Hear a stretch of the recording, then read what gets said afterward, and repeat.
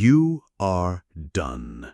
Those were the words that pierced through the National Assembly Hall in Ouagadougou like an arrow, silencing not only a veteran American general, but the entire diplomatic corps present. With a single sentence, Thomas Sankara not only humiliated a high-ranking U.S. official, he buried decades of African submission to imperialist power in what would become the most symbolic moment of his brief but immortal presidency. For many, that day in 1986 would have been just another episode behind the scenes of diplomacy. But for those who were present, and for those who would later see the footage clandestinely distributed on cassettes by students and guerrillas, that day marked the birth of a legend.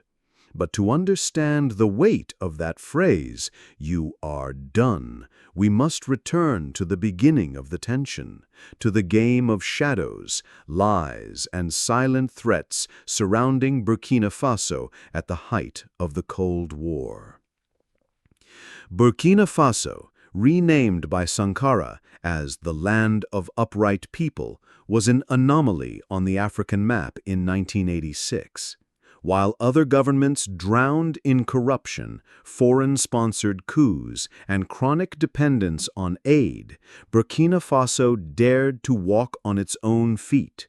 Roads were being built without external funding. Schools, hospitals, vaccination campaigns, tree planting, all of it debt-free. Sankara cut ministers' salaries, sold off the government's fleet of cars, and implemented a policy of self-sufficiency. He didn't take orders, and for that he became a target. The United States, pressured by European allies and corporate lobbies, watched with growing concern the bad example Sankara represented. After all, if a small, poor country without oil or military power could defy the global system and prosper with dignity, what would stop other nations from following the same path? And so, Operation Silent Code was born. A plan drafted between the CIA, the Pentagon, and French intelligence agents, with the objective of neutralizing Thomas Sankara before his influence became irreversible. The operation involved three fronts: political infiltration, economic sabotage, and psychological destabilization. The first step would be symbolic: send a messenger of the empire. The chosen one was General Edward C. Thornton, a veteran strategist of operations in Latin America and Africa, known for his cold charisma and ability to disguise threats under layers of diplomacy. He would not come alone. Alongside him, a delegation of military advisors, development agents, and Western journalists who already knew the script, to portray Sankara as uncompromising, undemocratic, and dangerous.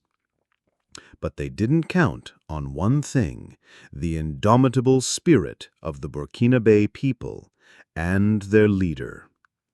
Sankara learned of the visit only 7 days in advance.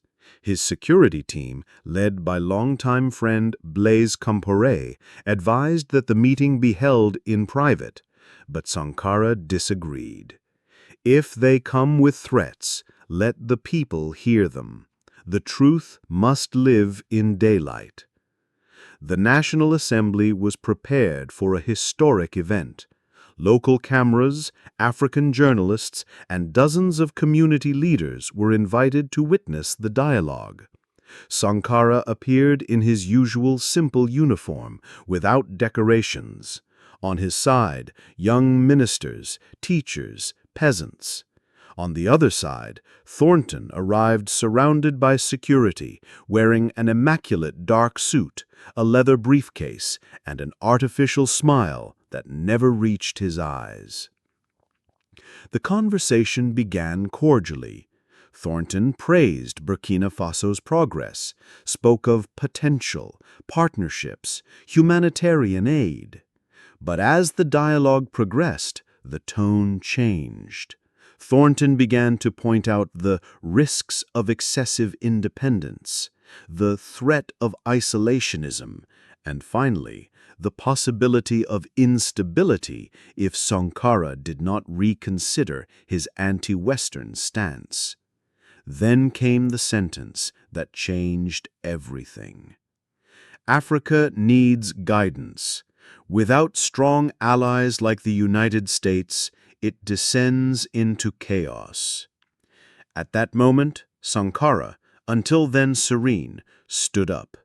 He crossed his arms, and with eyes inflamed with conviction, he shouted in crystal-clear English, "You are done."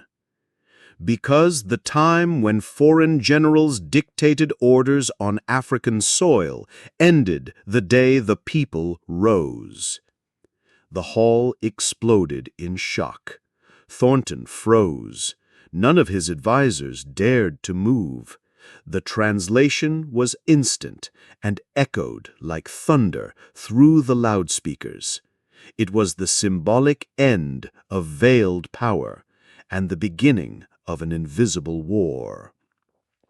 In the weeks that followed, Burkina Faso faced its most intense sabotage campaign since the revolution. Radio signals began to fail. International agreements were suspended without explanation. Farmers reported missing tractors and contaminated wells. But more serious than that, a group of military officers began meeting secretly at night. Blaise Compaoré, who for years had been Sankara's loyal shadow, was increasingly seen in meetings with French businessmen and U.S. embassy officials. The Western press launched an offensive against Sankara. Articles in the New York Times, Le Monde, and The Guardian portrayed him as isolated, paranoid, extremist dictator.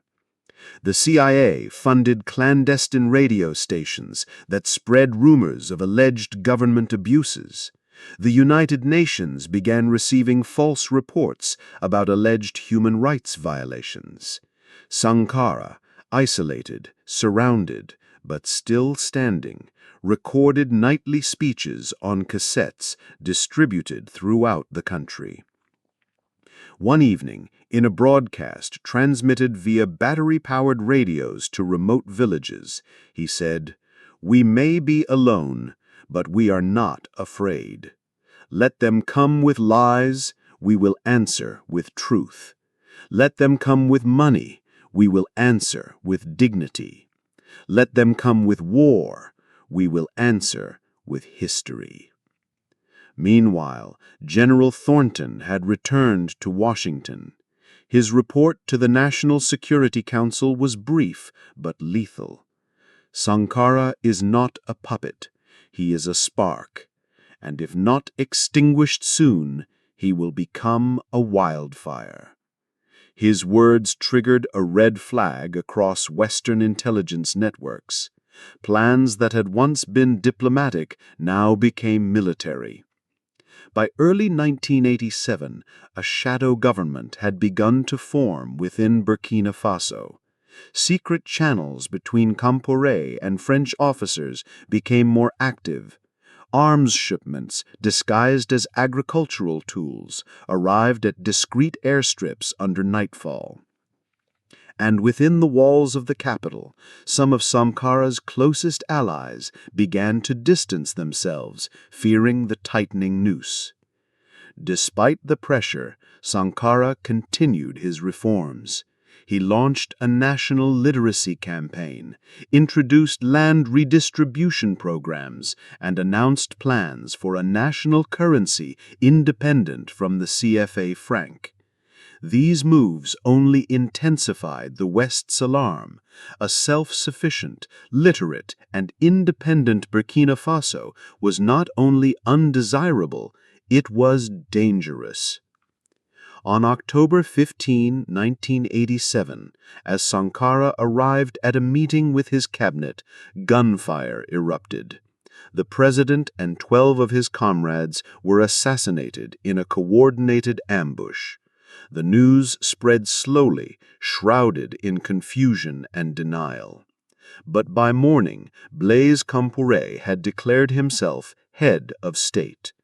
He claimed Sankara had threatened the unity of the revolution. What the world lost that day was not just a man, but a vision. A leader who dared to believe that Africa could rise without begging. A revolutionary who died with empty pockets and a full heart. But even in death, Sankara was not silenced. His voice lived on in underground songs, student protests, murals painted in the backstreets of Dakar and Accra. "You are done" became more than a rebuke. It became a rallying cry for generations.